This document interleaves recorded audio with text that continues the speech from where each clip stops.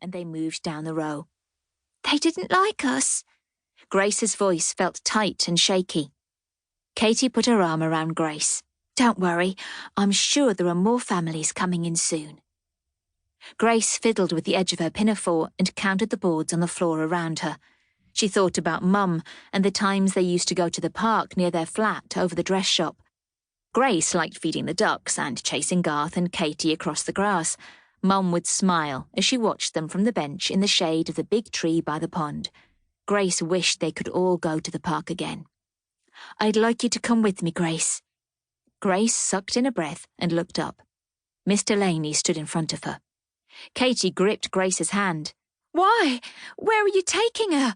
Her voice sounded high and scared. Mr. Laney motioned toward the front of the room where the man and lady stood. "That couple would like to talk to her." Katie pressed her lips together for a second, then nodded. "Go ahead, Grace." Katie let go of Grace's hand. "Just be sure to tell them I'm your sister and we have to stay together." Before Grace could answer, Mr. Laney took her hand and tugged her across the room. Her face felt hot and she could feel her heart beating hard. Why couldn't Katie come with her to talk to the man and lady? What did they want to say to her? "This is Grace." Mr. Laney gave her a little push towards the man and lady. "She's 7 years old." The lady in the penny-coloured dress smiled. "Hello, Grace. I'm Mrs. Hamilton, and this is Mr. Hamilton." Grace knew she should say something, but she couldn't make her voice come out.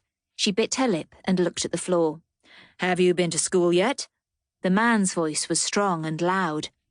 Grace kept her eyes down. If she said yes, would they ask her to count or recite? She could do that with Katie, but not with people she didn't know. The lady bent down toward her. "Can you tell us something you enjoy doing?" Her voice sounded nice, but when Grace glanced at her face, there were lines across the lady's forehead. Was she mad because Grace didn't answer? Grace peeked over her shoulder at Katie. Her sister sent her a pleading look, but Grace wasn't sure what she was supposed to say or do. "Mr. Hamilton and I have a dog named Cooper," the lady continued. "He's a very pretty collie. We like to take him for walks in the park or spend time with him out in our garden. Do you like dogs?" Most of the dogs Grace had seen in London lived on the street and weren't very friendly. Her mum had always told her to stay away from them. What should she say? "What's your favourite food?" the lady asked. If she said Mum's meat pies, would they know what she meant? Grace shrugged. The man frowned. "Why won't she speak to us?" Mrs. Hamilton patted Grace's shoulder. "I'm sure this is all a bit overwhelming." She turned to Mr. Laney. "Do you have information about her background and family? Is she in good health?" "She's in excellent health. All the children are given examinations before they leave England and on arrival in Canada."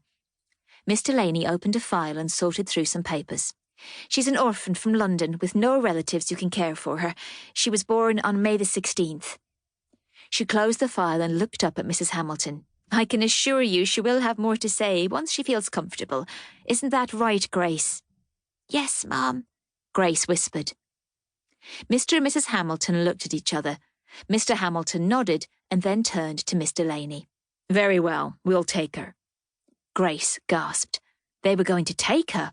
What about Katie? She turned and looked toward the back wall. Her sister watched her with wide eyes. Mr. Hamilton stepped up to the table and signed a paper. Mrs. Hamilton took Grace's hand and started toward the side door. Grace pulled back. "Wait!" "It's all right, dear." Mrs. Hamilton gripped harder and continued toward the door. "Our motor car is just outside. Have you ever ridden in a motor car?" "No, no!" She screamed and tried to wriggle away. Mrs. Hamilton held on tight. "There's no need to make a fuss." Grace's eyes burned and overflowed, and her cries turned to jerky sobs.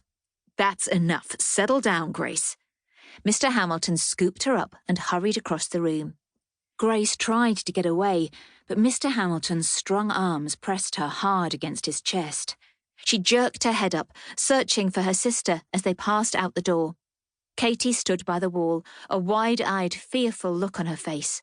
Grace's heart lurched, and she screamed her sister's name, but the door slammed.